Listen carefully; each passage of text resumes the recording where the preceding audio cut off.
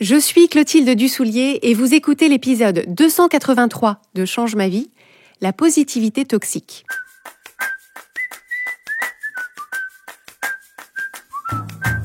Bienvenue sur Change ma vie, outils pour l'esprit. Je suis Clotilde Dussoulier, je suis entrepreneur et master coach certifié et sur ce podcast, je vous livre chaque semaine des outils précis et concrets pour comprendre les mécanismes de votre cerveau et de vos émotions et construire exactement la vie à laquelle vous aspirez. Cette semaine, j'aimerais donc aborder avec vous le sujet de la positivité toxique. Et c'est un sujet qui nous paraît tellement important à aborder avec vous qu'on a décidé de vous mettre à disposition l'enregistrement d'une session de coaching au cours de laquelle je mets en lumière ce phénomène de positivité toxique et j'aide la personne que je coach à le repérer et à s'en affranchir. Donc si vous voulez visionner cette session avec Pauline, qui est membre du programme de coaching Change ma vie mode d'emploi, je vous donne rendez-vous sur la page changemavie.com/positivité-toxique. Il n'y a pas d'accent à positivité. Et le lien est dans les notes de cet épisode. Donc changemavie.com/positivité sans accent-toxique. Donc pour commencer cet épisode, on va bien sûr évoquer ensemble ce qu'est la positivité toxique. La positivité toxique, je la définis comme une représentation de l'expérience humaine dans laquelle on élève de façon disproportionnée les émotions et les pensées positives, entre guillemets, ou optimistes, par rapport aux émotions et aux pensées négatives, entre guillemets, ou pessimistes. La positivité toxique repose sur la croyance fondamentale que les pensées qu'on pense et les émotions qu'on ressent déterminerait notre valeur en tant que personne et qu'une personne qui a des pensées et des émotions entre guillemets positives est globalement mieux qu'une personne qui a des pensées et des émotions négatives entre guillemets. Alors quand je dis globalement mieux, ça peut vouloir dire que cette personne qu'on perçoit comme positive est perçue comme réussissant mieux sa vie, comme étant plus avancée ou même moralement supérieure, comme plus productive, mais aussi comme plus agréable, plus attirante, plus désirable à tout point de vue. En m'entendant dire ça, je vous propose de vous interroger en toute honnêteté. Est-ce que vous adhérez vous-même à cette vision des choses selon laquelle les personnes qui ont des pensées et des émotions positives, entre guillemets, sont globalement mieux que celles qui ont des pensées et des émotions négatives, entre guillemets? Alors si c'est le cas, ce n'est pas surprenant du tout, parce que c'est la croyance ambiante, c'est le discours ambiant. Il y a d'abord, bien sûr, cet énorme tabou autour de la santé mentale, tabou qui est en train d'être levé un tout petit peu, mais il y a encore pas mal de chemin à faire. Et puis, il y a toutes les représentations de l'idéal de vie qu'on nous sert dans les médias, dans la publicité, sur les réseaux sociaux. Cet idéal de vie qui serait le beau fixe permanent. Et en lien avec ça, il y a aussi la désapprobation et le mépris qu'on entretient collectivement envers les gens qui râlent, les gens qui se plaignent, les gens qui ont tout le temps un truc qui ne va pas. À ce stade, je veux préciser une chose importante, c'est que, à titre individuel, notre aspiration à ressentir des émotions agréables, celles qu'on qualifie dans le langage commun de positives, et à éviter de ressentir des émotions désagréables, celles qu'on qualifie généralement de négatives, cette aspiration est très très très largement partagée et elle est complètement humaine puisque c'est exactement comme ça qu'on est câblé. La raison d'être des émotions entre guillemets positives et entre guillemets négatives, c'est d'être deux polarités puissantes qui encouragent notre attirance d'une part et notre aversion d'autre part pour guider nos décisions et nos actions. Schématiquement, les émotions qu'on ressent comme positives sont conçus pour encourager et valider les actions qui vont dans le sens de notre survie et de notre reproduction, alors que les émotions négatives sont conçues pour nous éloigner de situations dans lesquelles notre survie et notre capacité de reproduction pourraient être menacées. Donc ça, c'est notre câblage primaire, et il est parfaitement bien adapté à un mode de vie primaire dans lequel les enjeux de notre existence ne tourneraient que autour de notre appartenance à un groupe bien organisé, notre accès à la chaleur, à la nourriture et à un partenaire pour nous reproduire, et notre capacité à éviter les prédateurs et les baies empoisonnées. Évidemment, c'est bien plus compliqué aujourd'hui avec notre mode de vie contemporain. Les ressorts de notre survie sont aujourd'hui très différents, mais les mécanismes émotionnels sous-jacents n'ont pas évolué pour s'adapter. Tout ça pour dire qu'il ne s'agit nullement de remettre en question notre aspiration personnelle à se sentir bien, c'est-à-dire le mieux possible et le plus souvent possible, évidemment. Et il ne s'agit pas non plus de remettre en question notre préférence en général pour les interactions avec les gens qui ont des pensées et des émotions entre guillemets positives. C'est le cas pour la plupart d'entre nous, parce qu'il y a des phénomènes d'influence entre les émotions des autres et les nôtres. Donc ce sont des phénomènes dont je vous parle dans l'épisode 244 de Change ma vie, qui s'appelle « Les émotions sont-elles contagieuses ?» Assez simplement, on a un accès plus facile à des pensées et des émotions agréables quand les personnes avec lesquelles on interagit ont elles-mêmes des pensées et des émotions agréables. Et donc, notre expérience de ces interactions est elle-même plus agréable. Donc, tout ça est vrai, tout ça est humain, et rien de tout ça n'est un problème.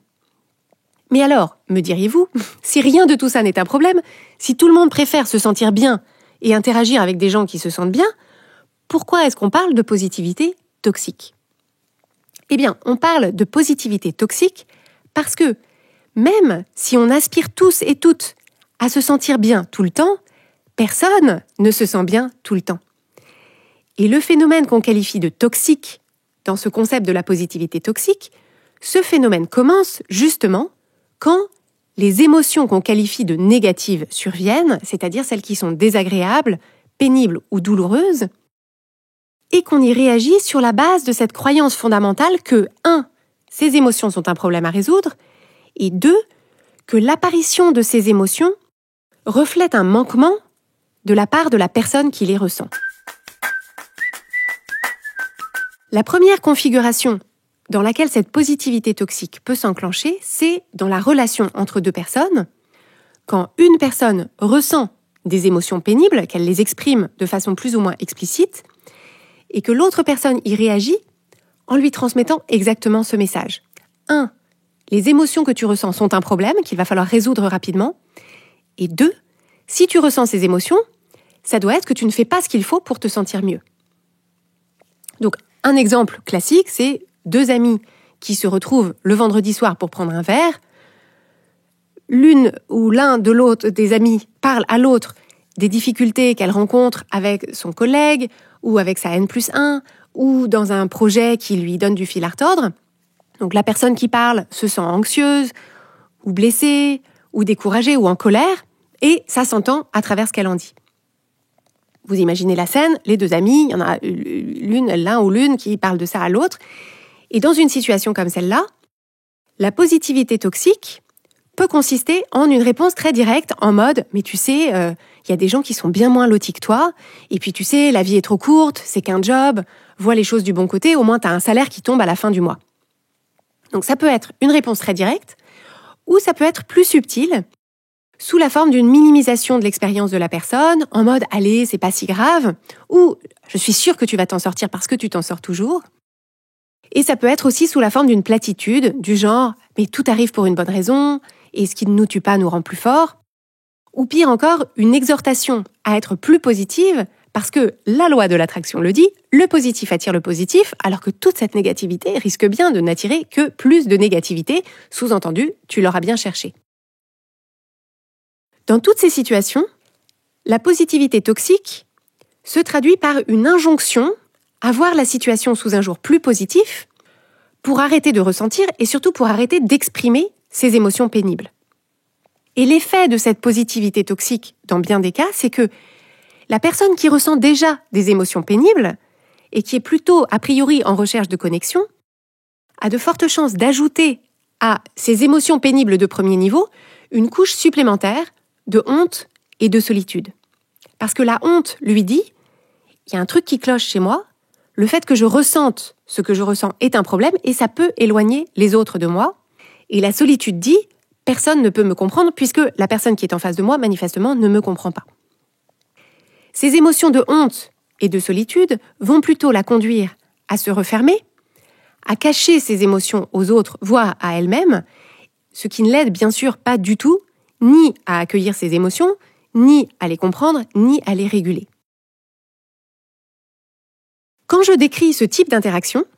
je vous invite à remarquer si vous vous identifiez plutôt à l'une ou à l'autre des personnes, en fonction des expériences que vous avez vécues. Mais ce qui est important à identifier, c'est qu'on est tous ou toutes potentiellement l'un et l'autre de ces rôles. Je ne pense pas que ce soit utile de juger les personnes qui ont ce type de réaction à l'expression des émotions des autres. Dans la plupart des cas, elles n'ont pas l'intention, par leur réaction, de favoriser ni la honte, ni la solitude chez la personne qu'elles ont en face d'elles. Dans la plupart des cas, elles ne font que réagir à leur propre inconfort émotionnel face aux émotions de la personne en face d'elles. Donc ça peut être de la gêne, de l'impatience, de l'incompréhension, de la résistance, de l'impuissance, de la distraction.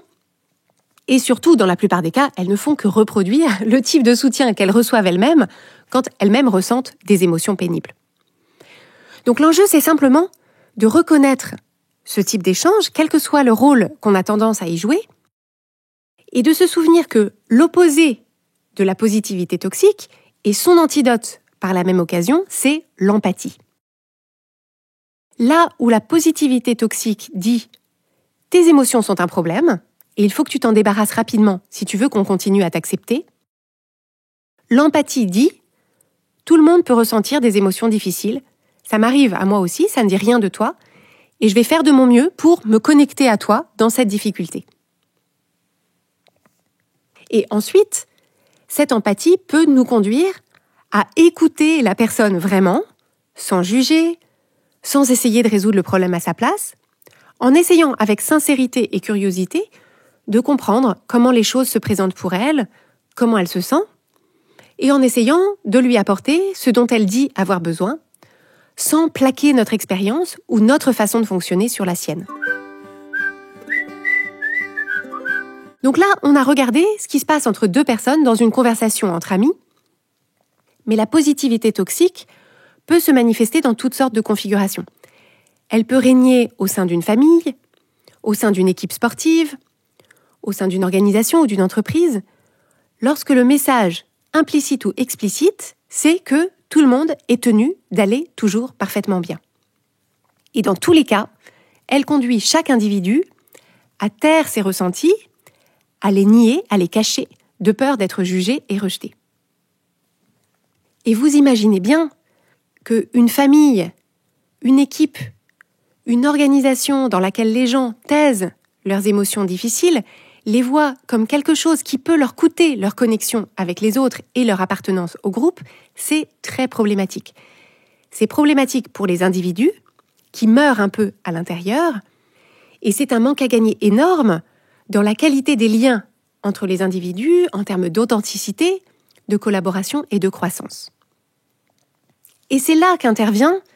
cette idée de toxicité qui est certes un terme fort.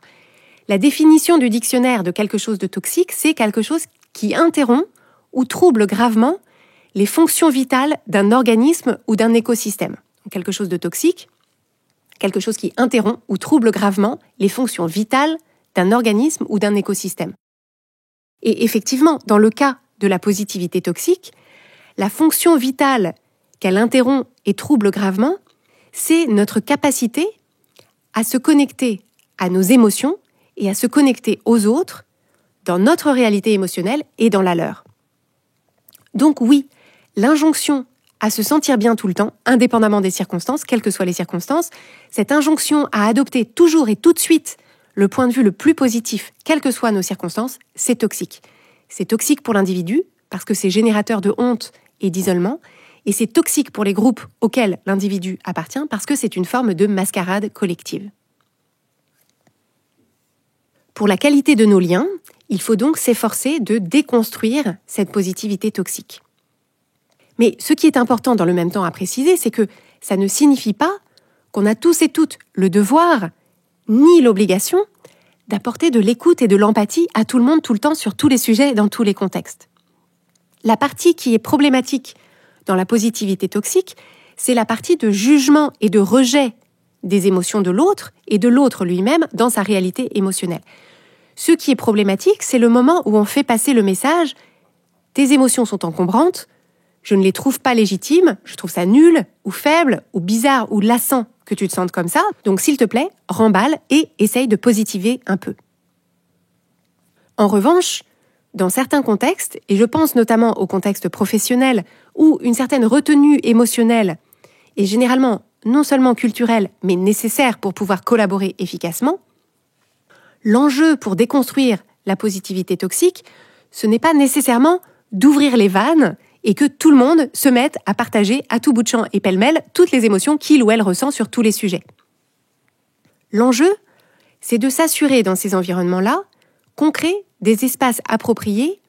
qui permettent à chacun et chacune de s'ouvrir de ses émotions sur les bons sujets, auprès des bonnes personnes et au bon moment, et que la réponse à ce moment-là est une réponse d'écoute, d'empathie et de soutien, ce qui nécessite bien évidemment de former les collaborateurs et les collaboratrices, et tout particulièrement les managers, à cette qualité d'écoute et d'échange. L'enjeu pour déconstruire la positivité toxique dans un contexte professionnel, c'est de faire passer le message que, quoi qu'on soit réunis dans cet espace en premier lieu pour créer des choses ensemble, concrètement pour fabriquer des produits ou pour fournir des services qui apportent de la valeur à ceux qui les achètent, on est au courant que les personnes qui fabriquent les produits ou qui fournissent les services sont des humains avant d'être des professionnels. Qu'on ne peut pas détacher l'un de l'autre, que ce n'est même pas souhaitable, parce que les personnes ne peuvent remplir leur rôle de professionnel que si leur vie émotionnelle dans ce rôle est équilibrée et globalement plaisante. Mais au fond, la grande difficulté qu'on rencontre tous et toutes pour déconstruire cette positivité toxique, c'est que l'immense majorité d'entre nous l'avons internalisée. L'immense majorité d'entre nous avons grandi dans des familles et des environnements dans lesquels on voyait bien que quand on ressentait des émotions agréables, quand on était joyeux, enthousiaste, curieux, serein, on nous aimait bien, on nous disait qu'on était sage, qu'on était mignon. Mais à l'inverse, quand on ressentait des émotions pénibles, quand on ressentait et qu'on exprimait de l'ennui, de la déception, de la tristesse, de la colère par exemple, on voyait bien à la réaction des adultes, qui pouvaient s'agacer, minimiser notre peine ou même nous punir, on voyait bien qu'on était moins digne d'amour et d'acceptation quand on se sentait comme ça. Et donc, ce discours de jugement de nos émotions désagréables, de rejet de nos émotions désagréables et de jugement de nous-mêmes dans nos émotions désagréables, c'est d'abord entre nous et nous qu'il survient. C'est d'abord nous qui trouvons qu'on est pénible, qu'on ne devrait pas ressentir ça, ou pas autant, ou pas aussi longtemps, et qu'il faut qu'on se secoue, parce que si on est trop souvent ou trop longtemps comme ça, on va se retrouver vraiment tout seul. Et là aussi, pour sortir de l'impasse de cette toxicité positive internalisée, la solution, c'est l'empathie. Celle qu'on peut s'offrir à soi-même, dans son fort intérieur, dans son discours intérieur. C'est l'auto-empathie, c'est l'auto-compassion qui consiste à normaliser ce qu'on ressent, à s'apporter de l'écoute, de la compréhension, de la patience, et à s'apporter ce dont on a réellement besoin pour ressentir et réguler ses propres émotions, sans les juger, sans les fuir, mais sans non plus les subir. Et donc pour voir à quoi ça peut ressembler concrètement, je vous propose de visionner cette session de coaching qu'on vous met à disposition sur la page de cet épisode à l'adresse changemavie.com/positivité-toxique, sans accent sur le « et » de positivité, parce que c'est ce que j'aide notre cliente Pauline à faire dans cette session. Alors, à ce stade, m'ayant écouté, vous vous demandez peut-être « oui, mais quand même, être positif, c'est mieux, non ? On va pas passer notre vie à se morfondre. Il y a bien un moment où il faut prendre du recul et passer à autre chose. » Et je suis absolument d'accord avec vous. La positivité, dans l'absolu, c'est une bonne chose. La positivité et l'optimisme, dans l'absolu, sont des bonnes choses parce qu'on se sent mieux et qu'on avance mieux, de façon plus ouverte et plus constructive quand on voit les choses sous un jour plus positif et plus optimiste. Donc, le contraire de la positivité toxique, ce n'est pas la négativité complaisante, ce n'est pas la victimisation, ce n'est pas l'apitoiement sur son sort. Le contraire de la positivité toxique, c'est de reconnaître que l'être humain opère selon deux modes émotionnels. Il y a le mode émotionnel de la difficulté, quand on voit surtout ce qui nous manque, ce qui ne va pas comme on voudrait, et quand on a l'impression de n'avoir ni le pouvoir ni les ressources pour obtenir ce qu'on veut. Et puis, il y a le mode émotionnel de l'élan, quand on voit surtout ce qui est là, quand on valorise ce qu'on a déjà, quand on se sent connecté à notre pouvoir, à notre énergie et à nos ressources. L'enjeu, c'est d'intégrer vraiment que ces deux modes sont complémentaires et cycliques. On passe tous et toutes par l'un, puis par l'autre, puis à nouveau par l'un, puis à nouveau par l'autre, au gré des circonstances auxquelles on fait face, comme une vague sur la plage qui donne l'impression de se retirer pour, au final, mieux revenir l'instant d'après. Déconstruire la positivité toxique, ça ne nous condamne pas à rester dans le mode émotionnel de la difficulté, mais ça permet de respecter le rythme de chaque individu, y compris le nôtre, pour passer d'un mode à l'autre selon son rythme, pour que la positivité, quand elle vient ou quand elle revient, soit une positivité choisie et non une positivité contrainte ou imposée. On a tous et toutes besoin de passer par ces deux modes, comme on passe les vitesses d'une voiture. Il y a le mode dans lequel on se connecte à ce qui est difficile,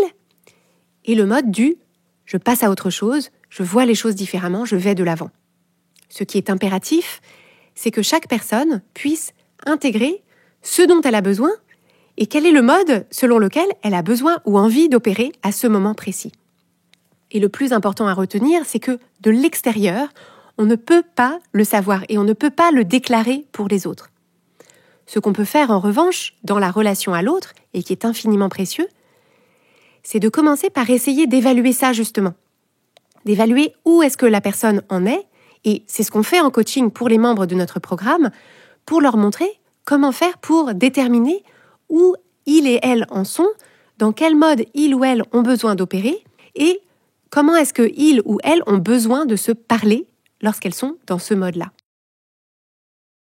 Et justement, là où je veux prendre la parole, tout particulièrement en tant que coach, c'est que cette positivité toxique, dans sa dimension relationnelle comme dans sa dimension internalisée, peut être perpétuée et renforcée par certains contenus qui sont créés et diffusés autour du développement personnel, de la psychologie positive et du coaching. Il est possible, dans les contenus que vous rencontrez ici ou là, que vous ayez perçu que, comme des outils de gestion, entre guillemets, de vos émotions existent, comme il vous est détaillé à longueur de réseaux sociaux et de rayonnage de la FNAC qu'il existe une formule pour être un parent parfait, toujours calme et patient, un ou une conjointe parfaite, toujours aimante et séduisante, un ou une manager parfaite, toujours bienveillante et constructive, une personne heureuse et parfaite, comme on vous explique comment faire, alors il est non seulement souhaitable, mais possible et facile, si toutefois vous faites un petit effort, de prendre sur vous en permanence, de faire en sorte de voir toujours le verre à moitié plein, de voir tout de suite la façon dont vos expériences difficiles, vos déceptions, vos trahisons, vos traumas sont parfaits pour vous, sont des cadeaux de l'univers que vous ne savez simplement pas apprécier. On voit les effets de ces raisonnements simplistes et de ces malentendus tous les jours chez les personnes qu'on accompagne au sein du programme de coaching Change ma vie, dont certaines nous arrivent en disant en substance « je ne comprends pas, j'ai lu tous les livres, j'ai compris comment faire pour être cette personne positive, agréable, solaire, que tout le monde aimerait, mais je n'y arrive pas. » Et donc, c'est très important pour moi et c'est très important pour l'équipe Change ma vie de nous assurer qu'on apporte cette nuance souvent manquante, mais cette nuance capitale à travers le podcast et dans la façon dont on accompagne les membres de notre programme de coaching. Ce qu'on se propose de vous apporter, ce n'est pas une formule magique pour vous transformer en machine à positiver. Ce qu'on se propose de vous apporter, qui a bien plus de valeur, mais qui requiert aussi bien plus de finesse de votre part et de la nôtre, c'est de vous aider à faire de vos émotions vos alliés, en leur faisant de la place à l'intérieur de vous d'abord,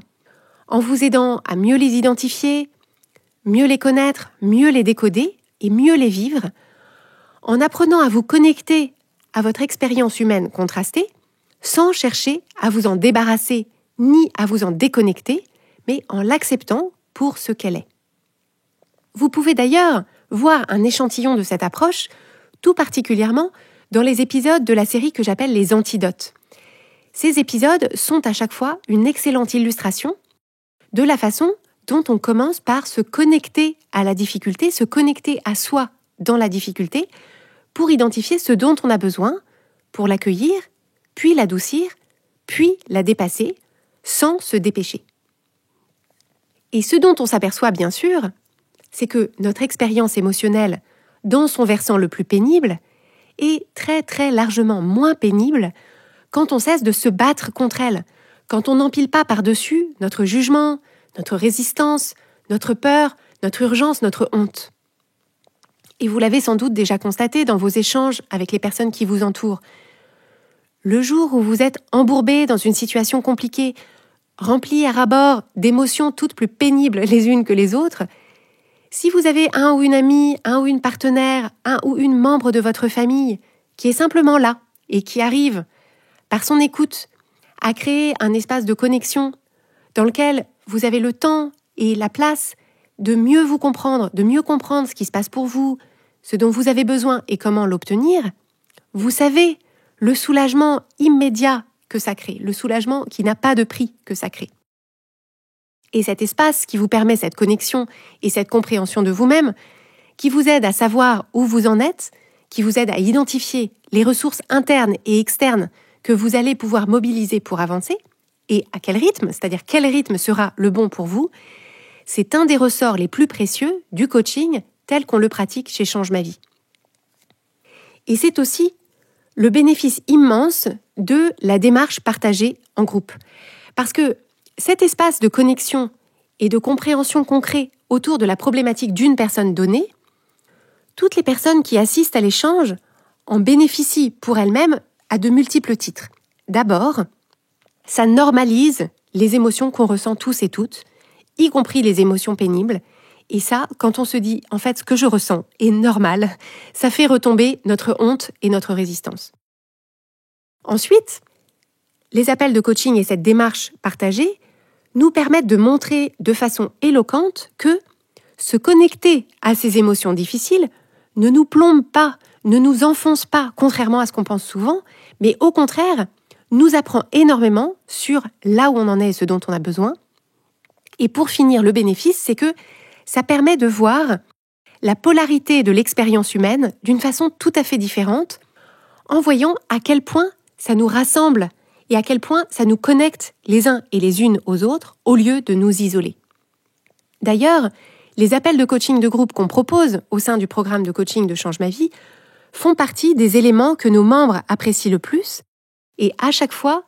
les messages de gratitude pleuvent de la part de personnes qui y ont assisté et qui disent « mais merci d'avoir évoqué tel sujet, merci de l'avoir évoqué avec autant de sincérité et d'ouverture parce que je croyais qu'il n'y avait que moi. J'ai cru m'entendre parler et c'est exactement ce que j'avais besoin d'entendre aujourd'hui, aussi bien dans l'expression de la difficulté que dans les pistes d'adoucissement, de soulagement et de résolution que l'appel a pu apporter. »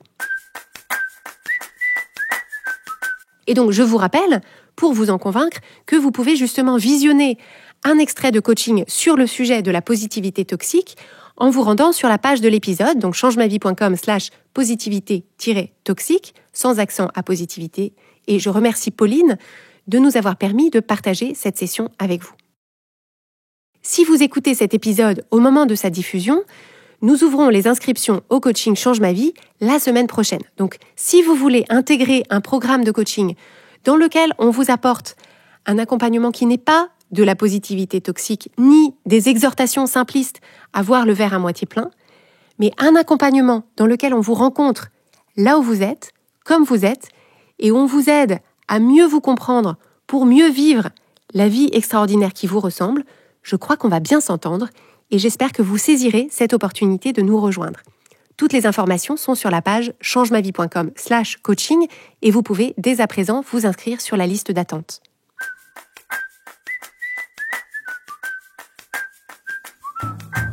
Si vous aimez Change Ma Vie, vous allez adorer Change Ma Vie mode d'emploi. Change Ma Vie mode d'emploi, c'est le programme de coaching qui va vous donner des ailes pour atteindre tous vos objectifs de vie. Grâce à notre méthodologie unique, nous allons vous guider pas à pas pour développer la vision riche et vivante de ce que vous voulez. Nous allons vous aider à trouver la clarté sur la façon la plus simple et la plus directe de l'obtenir, et nous allons vous apprendre à soutenir votre élan tout du long en surmontant les obstacles avec confiance pour vous sentir avancer tous les jours vers la vie à laquelle vous aspirez. Si vous écoutez Change ma vie, c'est que vous savez que vous avez une vie extraordinaire à vivre.